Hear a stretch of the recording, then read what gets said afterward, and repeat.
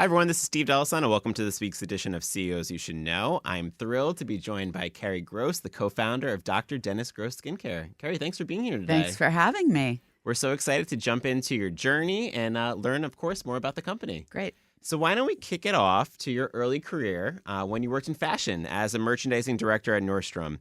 How did that experience really shape you into building this skincare brand? I think that the experience I had with clients was really instrumental, and I equate it, to building wardrobes. And building that wardrobe instills confidence and gives the clients the ability to just like move forward and achieve their goals in life, without having to anything holding them back. They feel great. And skincare is very similar. I build a skincare wardrobe for my clients. And it's their morning routine, their evening routine, their weekend routine. And so there's those two elements. It's really a business about people and relationships, meaningful relationships. And there's a lot of creativity in it as well. So I love that. Great analogy. not to mention, budgets and P&Ls. So Yeah, absolutely.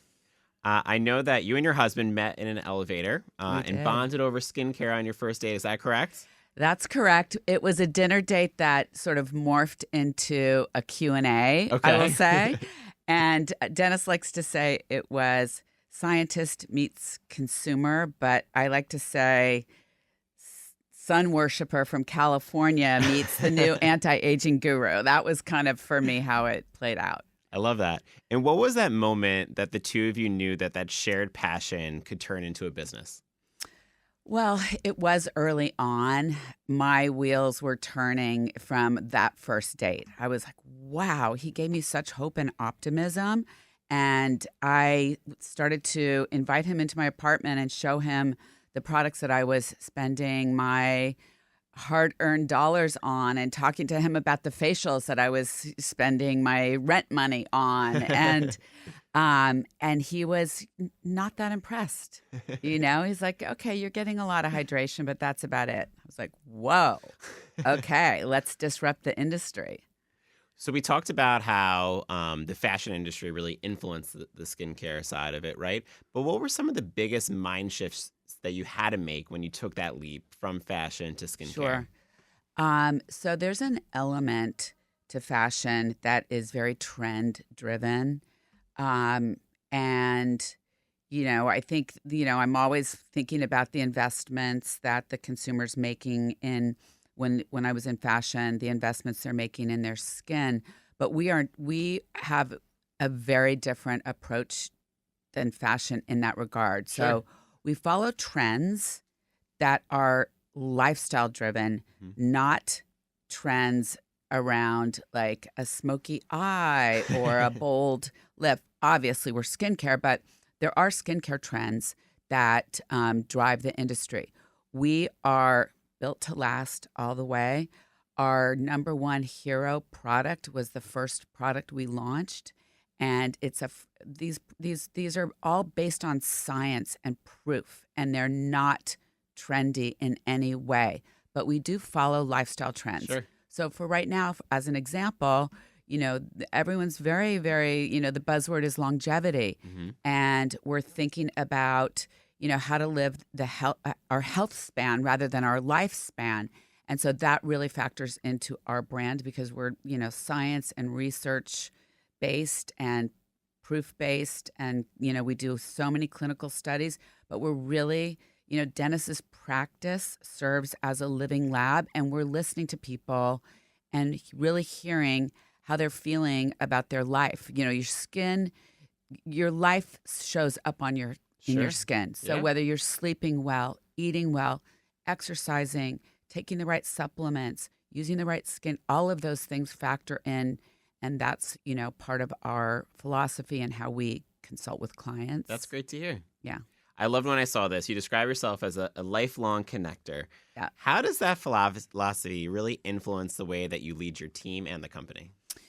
So I think it's, for me, it's about the real word is quality, and having quality interactions and quality relationships are critical, Hmm. and as opposed to quantity. Um, and so I feel like, my team, so by the time we hit our 30s, we spend more time with our coworkers than we do with our family and So true. friends. It's a fact. Yep. And so, thinking about that, I'm also a mother of four. And so I definitely am thinking about their careers. I'm thinking about the quality of the time they spend with at work with their colleagues and with me Hmm. and on the brand. And I want to make sure they're being challenged, stimulated, using all of their superpowers, that they feel, like a part of the engine that's driving the business.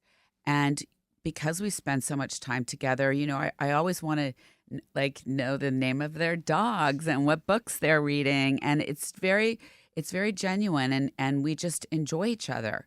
And I like to mentor them. I like to mentor outside of the team as well, but my team means everything to me. That's so important. So refreshing to hear. Yeah. We touched on this a little bit earlier, really listening to the consumer. And I know that at Dr. Dennis Gross Skincare, you really blend clinical science, but make sure that you still have that consumer friendly design. How do you and your team approach that innovation without losing touch of that human element? I think it's something that is just baked into our philosophy.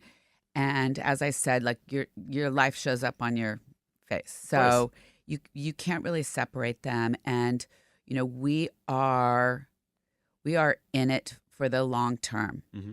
And so when we meet our clients, we're never transactional. We're very, very intentional about everything that we create from an innovation standpoint. Like, we understand their lifestyle. We know that maybe they have three kids and they don't have time in the morning. Hmm. So when we're creating our products, we're thinking consumer centric. Like, even when I think about marketing, I pretend like I know nothing, and I put my consumer hat on and say, she's walking through the door of Sephora and she knows nothing about skincare. Does my messaging work? Do my products make it easy for her to navigate and understand? So it's all driven by that. And again, back to Dennis's practice, we call it the living lab.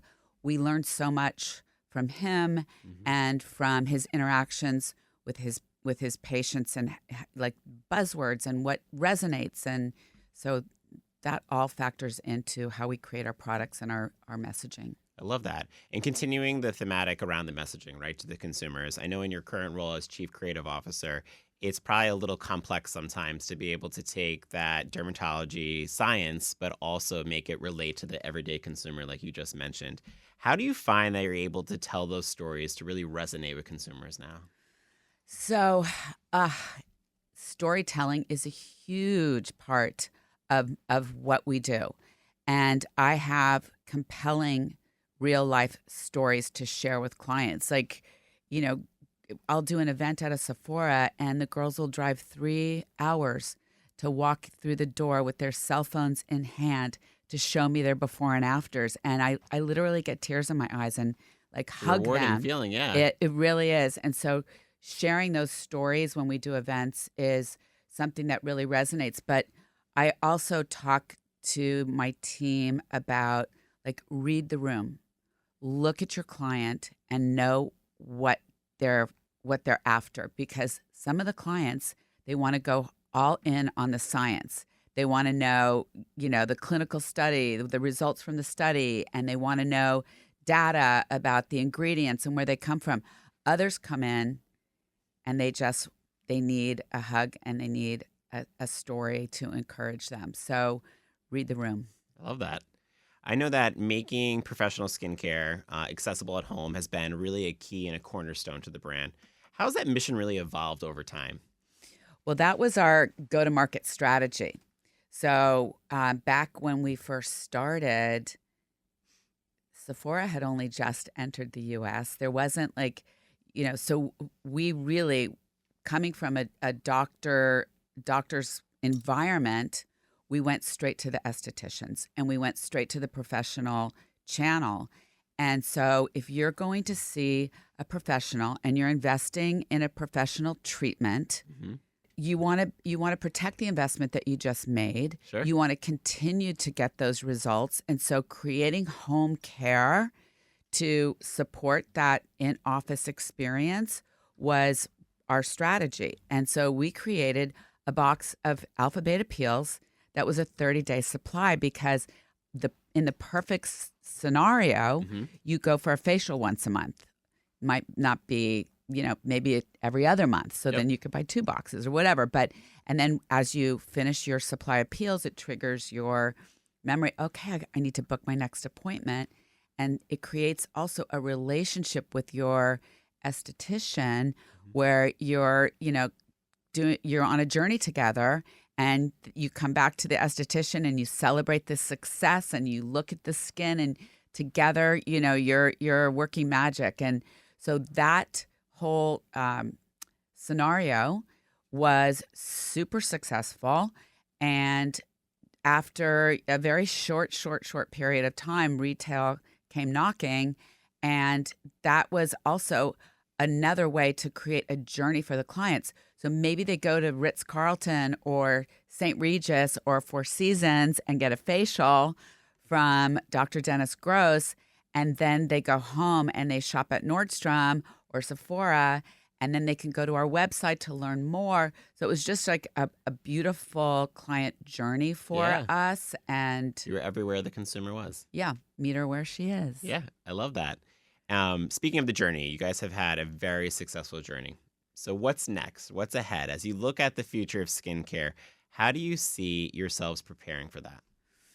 So I think that, again, science, research, it's incredible the focus that the industry has on longevity. And so we continue to innovate. We never want ever like a Me Too brand. We're just not that kind of a brand. And Dennis has the mind of an inventor, okay, and an architect. He builds ideas. And so we're continuing to innovate in very, very exciting ways. And there's a lot of new research happening, whether it's AI driven a little bit maybe, but so much of it has to do with like the science and the proof. And there's a lot happening and it's happening quickly. And we're innovating with some very exciting new things coming. That's New awesome to hear. devices, new serums, new everything. Very cool.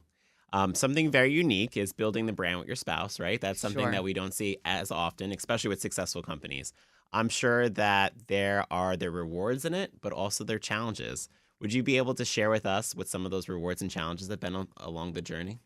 Sure. So I think one of the most impactful rewards for me personally was seeing Dennis, you know, become this very renowned dermatologist. And it's kind of funny because like to me he's just my husband that leaves like dirty dishes in the sink, right?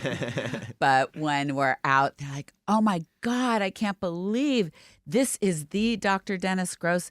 And it gives me such joy because he deserves that. That's awesome. And he is an incredible human being, father, doctor, um, just educator. He's very, very special and he's worked so hard. When I tell the story about the backstory to the brand story and Dennis's career, I mean, he spent time in internal medicine at Einstein doing, in the ER doing helping people live through gunshot wounds and It's drug wild. overdoses. And he spent time in the ICU saving people's lives. And then he went into dermatology because skin's very visual. He's a very visual person. And Sure.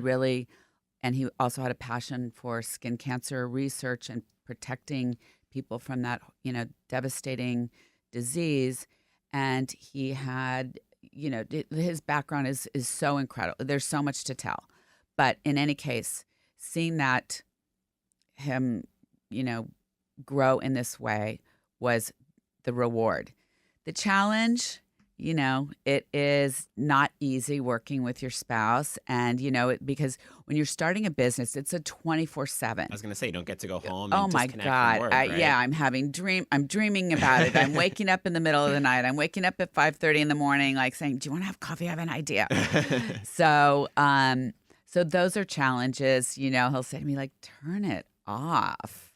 And, my kids used to tell me, Mommy, stop talking about skin. So it's, that's the challenge. But any husband and wife, whether they're working together or not, you come home from work and you say, like, how was your day? Of course. And so, he had his office and I had mine. That saved us. We weren't under the same roof. I'm glad to hear, and it's awesome to see you guys continue to accomplish amazing things together. I always love to ask every guest that comes in to share some advice for people that are tuning in. And for you, I know you had a very unique experience, obviously transitioning industries from the fashion to the skincare side. If someone was tuning in that's thinking about making a career change and they're thinking about completely changing what they're doing, Yeah. what advice would you wish you had given yourself then that you know now? Well, a lot of it happened, and I learned from doing. Mhm. So I don't think I had all the right advice up front necessarily, but what I did learn was, and a lot of it comes from just talking to my team, and I'm like, wow, So I started this brand when I was 40, okay, and I think a lot of young entrepreneurs think they have to do it early, Yeah. right? They think, I'm 28, I'm 30, I need to do it right now. And quite honestly, having that experience, that life experience Mhm. behind me, allowed me to be the leader that, walked into the room and cared about my team. Like, I didn't care about my career that much. I was like, I want to start this business, and the business is what's important. It's not about me. It was never about me. That's great. And so that was really powerful. And I had a conversation with one of the girls, and she's like, yeah, I'm 33 now, and I'm really thinking like I should have, but I realized you didn't start till 40, so I have time. I'm like, yes, you do. That's awesome. And I think when you are at an age where you can prioritize and, you understand the balance between, you know, the financial responsibilities and the financial responsibilities you have to your team. Mhm. When your team has children that have to go to college and they have a mortgage and like all these things, like you just take it all into account as you lead the company. The other thing is finding a mentor. Mhm. And that is super, super important. And I had the most incredible mentor I could ever have asked for. And I'm eternally grateful for that. That's great advice. Thank you for sharing that. I know that the beauty industry could be very competitive. How have you been able to obviously have success in such a competitive environment without compromising any of your values? So, it's challenging for sure because there's this, the competition really is around like these viral brands. And, when we started our brand 25 years ago, there was no internet and there were no influencers, no social media. So we're not a digitally native brand. Sure. So we've always been science driven and built to last. And so keeping your brand DNA and your philosophy and your unique selling point or your point of difference top of mind as you move through year over year strategy planning, it's tempting Yeah. to go down a different path. And then you just have to reel yourself back in and make sure that you're staying focused, super focused, and not trying to be everything to everybody, not trying to take on too much, not trying to follow trends, not trying. So that is a discipline that you have to live by. and the team has to agree on it, and we all have to be in lockstep in that regard. Love that.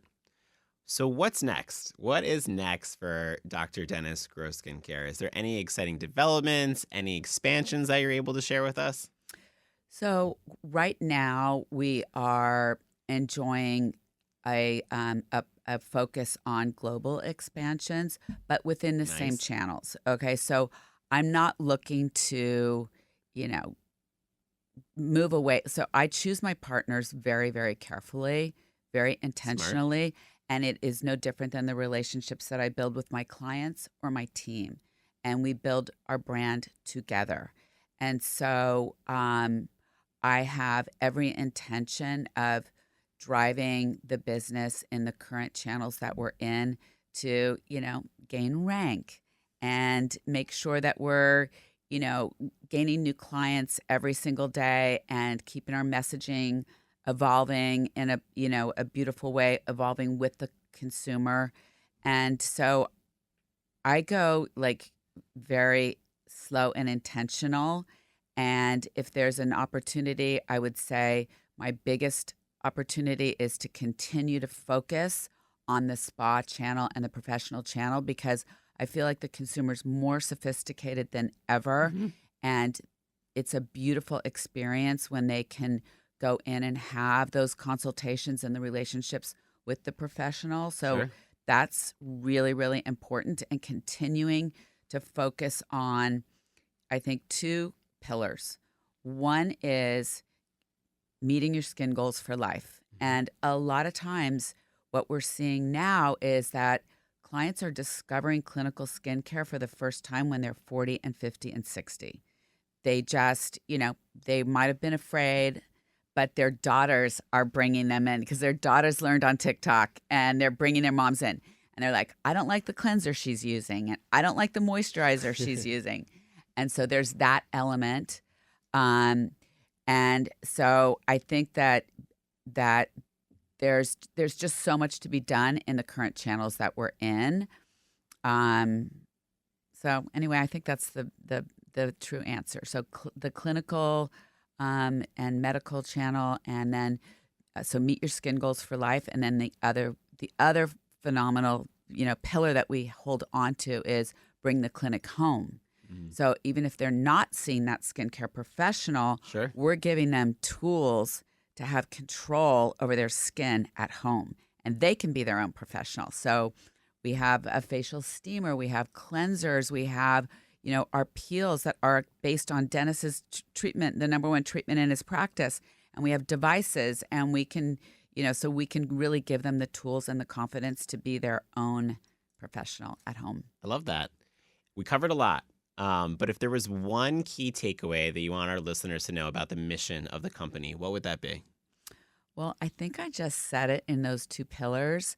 If you're not seeing a professional, don't worry because we're giving you the tools that you need and we're there for them. Like when I meet the clients, I give them my email and my Instagram and my cell phone and we stay in touch and they can start slow. They can start with one or two of our treatments. I'd rather have them start slow and build and experience their routine so that they feel confident and not overwhelmed. And yeah, we're just the whole team wears the white coat. I love that. So when they're in store, when they're in spa, that's who we are. We consult. We know how to consult. Dennis teaches them how to, really ask the right questions and get to the nitty gritty of what's going to give the client the best impact Awesome. for their If skin. anyone that is tuning in wants to learn more, what should they do? Oh, they can go to our website and start to do a little research, Okay. read. We know that that's really how the clients enter our brand, and we love for them to check on us and read reviews. But other than that, they can go to our Instagram and message us. They can go to my Instagram and message me. I was just at an event in Toronto, another event down at Oculus, and I've got clients that I have to get back to the office to get to get back to them on some of their questions. So, being chief creative officer, it gives me the beautiful ability to connect with these clients. I have more time than I used to as CEO. I don't have to manage supply chain and finance anymore. So I'm all about the clients. That's awesome. Well, Yeah. Carrie, thank you so much for sharing your journey with us, for teaching us more about the company. You could tell from your words how passionate and how much you love what you do, which is always refreshing to see. It's the truth. I love it. Well, thank you for being Thank here you. today. Thanks. And thank you all for tuning in. Tune in next week for next week's edition of CEOs You Should Know.